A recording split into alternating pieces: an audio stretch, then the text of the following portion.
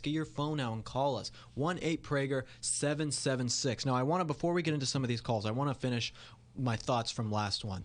And I've talked about on this show before about the majority versus the minority, that apparently people think that because they are in the majority, it makes them virtuous for being in that consensus. But what is wrong in America when you have this consensus of people is that people think that because you have this consensus, it makes you morally right. And what did we have in the 1930s in Nazi Germany? What did we have? Basically, every single doctor and every single medical institution in Germany agreed with the Third Reich. And many of them, hundreds of them, joined the Nazis in their experimentation and the horrible things that the Nazis did. And those were doctors in Germany, okay?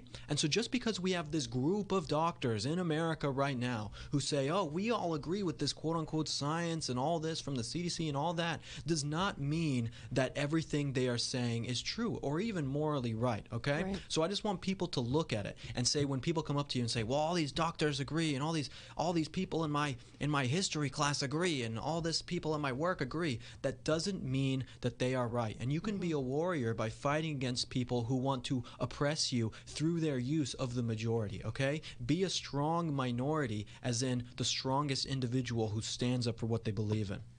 All right, let's get into some of these calls. Just had to finish that up because I thought I sounded pretty smart there. Okay.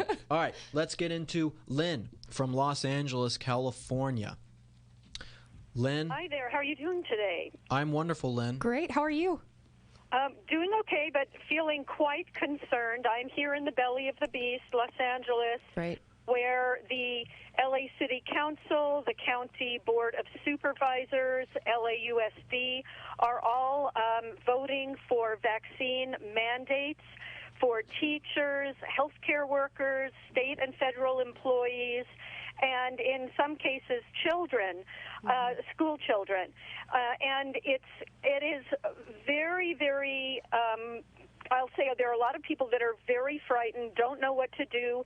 People are literally being who cannot be vaccinated for, let's say, medical reasons or religious belief reasons, or it's they absolutely literally are crazy, going to have Lynn. Thank you, Lynn. Appreciate the call.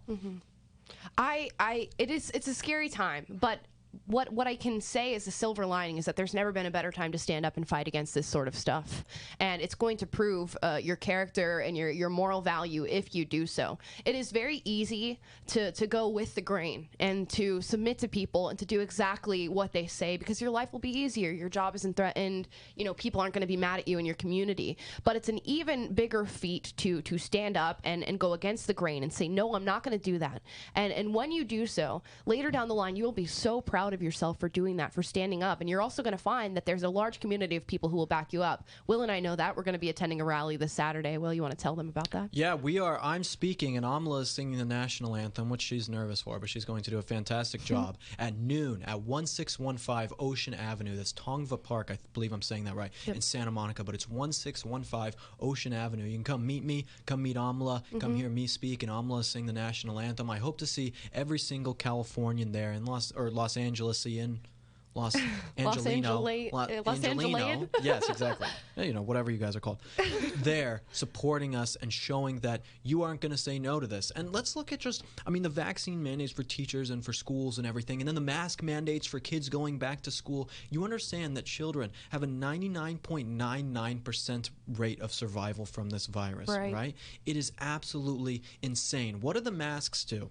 What do the masks do? Well, let's look at Afghanistan right now. When they're implementing Sharia law, they're putting women in these hijabs and the burqas, basically covering their face so that they are not seen by other people, okay? So that people cannot understand them and see their nonverbal communications through the 42 muscles that you have in your face. What are you doing when you put children in these masks in their schools? You can't understand any of the nonverbal communication that is going on between children. So they're not able to communicate with each other. This is going to have detrimental effects on society and people growing up in America for the unforeseeable future. It's going to be a travesty with this. You want to take another call, Will? Sure. Let's take another call. All right. Let's take Tony. Tony in Santa Clarita, California, huh? Hello, Tony. Hey, Angela, when you were a teenager and you were a radical leftist, and you said if someone offended you, you would get into their throat and start yelling at them. Right. If you were a boy and someone got violent with you, would you go complain? Or if you had a boyfriend who did the same and someone got violent with him, would you go complain? Because a verbal assault is an assault, and you could combat it with violence if you have to. Oh, no, it wasn't really anything like that. It was more so when I was in school and I knew somebody was conservative, which was basically everybody growing up where I was. I would be the one who in speech class was going to give a 5-minute speech on abortion or the legacy of slavery and why there are still remnants of racism, and I would do so in a very passionate and angry way. It was never any sort of aggression or assault that I experienced, although I would have probably told everybody that it was because I was a leftist and that's what they do. But I was always sort of well-temperamented, but yeah, always tried to be kind. No, Amala used to go and give the conservative kids wedgies. Give them swirlies after class. Yeah, if you saw my little noodle arms, you would know that that's not the case. All right, let's take one more call. We're going to take it from Joe from Chicago, Illinois. What's going on, Joe?